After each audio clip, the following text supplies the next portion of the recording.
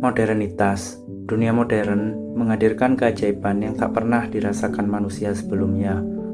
Sentuhan teknologi bukan hanya tentang mempermudah hidup kita sehari-hari, tetapi juga membuka pintu ke berbagai aspek kehidupan yang sebelumnya tampak mustahil untuk dijangkau. Berbagai informasi dan pengembangan merubah cara hidup kita secara signifikan, dari komputer dan smartphone, electric car, atau hal yang lainnya. Penemuan ini menghadirkan realitas baru bagi manusia. Dunia maya dan dunia nyata semakin terikat erat, membuka batas-batas kultural dan akses informasi, memberi kita kesempatan untuk lebih memahami tentang keragaman, atau setidaknya begitu yang kita kira. Namun, jika kita merenungkan lebih jauh tentang seberapa absurdnya perubahan ini, kita hidup di dunia di mana foto sarapan mendapatkan lebih banyak perhatian daripada berita yang sebenarnya penting. Dunia di mana segalanya diukur dengan seberapa banyak likes dan followers yang kau miliki, dan seberapa banyak cuplikan hidupmu ditonton oleh orang. Privasi yang dulu kita anggap sebagai barang berharga, kini telah menjadi barang yang secara sukarela kita pajang di beranda. Dulu, kehidupan adalah hal yang sederhana, diisi dengan momen-momen santai dan keindahan alam. Paradigma baru membawa kita masuk ke dalam dunia di mana ketenangan menjadi hal yang mustahil. Sebab kita lebih banyak menggunakan waktu untuk melihat layar daripada kehidupan sekitar. Yang dulunya kita hidup dalam dunia analog, sekarang kita masuk dalam dunia digital. Mosaik dan erosi budaya. Modernitas muncul sebagai instrumen dalam transformasi budaya, membawakan dampak yang begitu beragam. Pertukaran budaya menjadi semakin nyata, memperkaya pengalaman hidup melalui ide, seni, serta nilai-nilai dalam harmoni yang indah. Tradisi dan inovasi menciptakan lanskap kultur yang dinamis. Keberagaman ini adalah perayaan atas warisan yang berbeda, menciptakan ruang-ruang untuk kolaborasi. Semakin terbuka terhadap perbedaan, masyarakat mungkin menjadi lebih toleran dalam memahami satu sama lain. Mosaik budaya adalah hasil dari interaksi kompleks antara tradisi, teknologi, dan perkembangan sosial, memungkinkan manusia untuk lebih mengapresiasi nilai-nilai yang berasal dari berbagai latar belakang. Namun, di tengah perayaan ini, erosi budaya menjadi hal yang lebih nyata, konflik ide dan kultural. Tradisi lama akan hilang dalam sorotan lampu neon. Seni rupa dihadapkan dengan token digital, harmoni lokal bertemu dengan distorsi musik, identitas melawan identitas. Kita bisa merayakan keajaiban teknologi dengan perenungan apa yang hilang dalam perjalanan ini. Beberapa tradisi sudah mulai ditinggalkan karena benturan dengan tren global. Suatu saat, beberapa hal akan hilang, digantikan oleh sesuatu yang lain. Mereka tidak akan pernah tahu siapa atau tentang apa yang melatar belakangi sebuah peristiwa. Tradisi akan digantikan, identitas akan dilupakan. Di masa depan, mereka mungkin tidak akan tahu lagi tentang cerita dan monumen di masa kita. Semua tergantung dari cara kita menyikapi perubahan, membawa serta cerita kultur kita dalam perjalanan ini atau meninggalkannya di sudut waktu untuk dilupakan. Next, kebebasan informasi. Kita telah menyaksikan munculnya fenomena internet yang secara dramatis meningkatkan kebebasan informasi yang bisa kita akses. Internet memungkinkan kita untuk berbagi, berkomunikasi, dan terlibat dalam berbagai komunitas secara instan. Di era yang dipenuhi dengan keajaiban inovasi, kita bersama-sama menyaksikan lahirnya dunia digital yang membawa perubahan dalam setiap aspek kehidupan kita.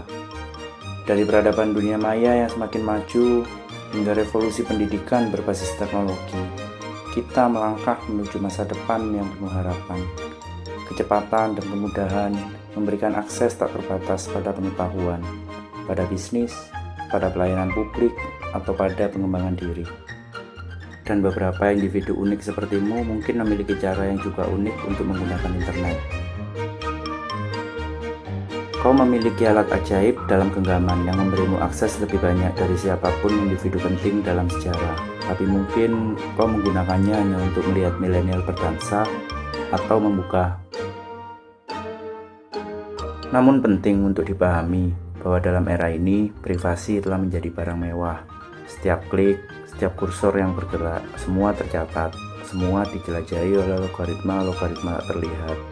Keadaan ini menimbulkan efek panoptikon yang disampaikan oleh Michel Foucault, seorang pemikir Prancis di tahun 1900-an.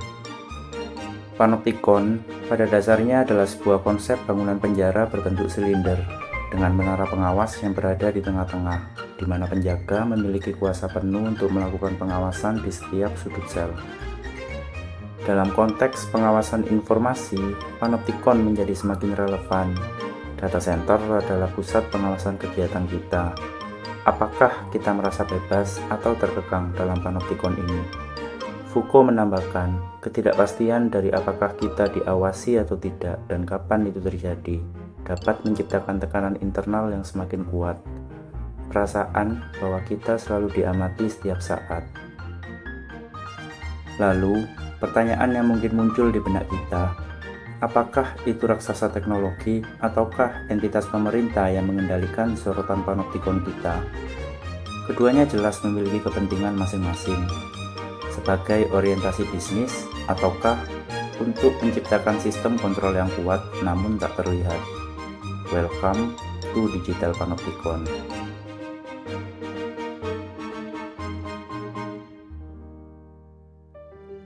Dalam panggung absurditas informasi, kita semua adalah pemeran utama yang tampil dalam aksi-aksi tanpa tujuan. Sebuah drama digital di mana setiap klik adalah dialog tanpa makna. Siapa saja bisa menonton pertunjukan ini. Apakah mereka berada di balik layar atau yang hanya merasa bosan di tempat duduk mereka? Kita mungkin berpikir kita tampil dengan penuh kebebasan, tetapi kita hanya mengikuti skrip yang telah ditulis oleh raksasa digital. Layaknya sebuah marionet yang hanya mengikuti informasi arus utama. Mengetahui ini semua, mungkin kita harus mempertimbangkan kembali arti kebebasan dan privasi.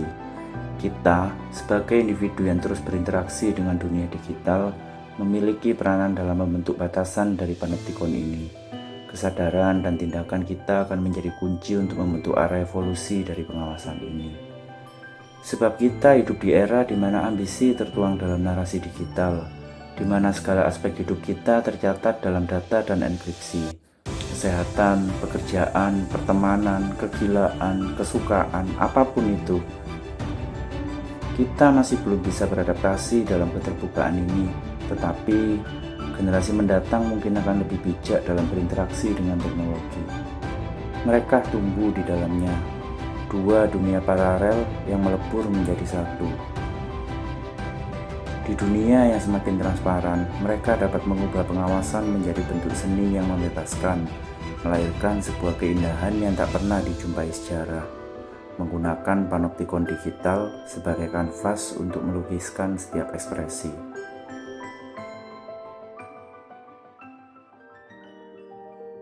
Seringkali aku berpikir bagaimana generasi mendatang akan menggambarkan era kita dalam episode sejarah mereka. Dengan semua kegilaan ini, akankah mereka menganggap kita sebagai penjaga Renaissance yang menghidupkan kembali seni, sains, dan filsafat?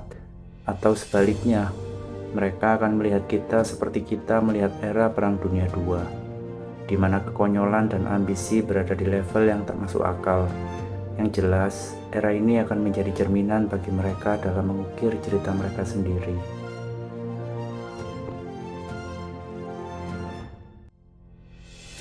Seperti segala sesuatu lain dalam hidup, modernitas adalah pisau bermata dua.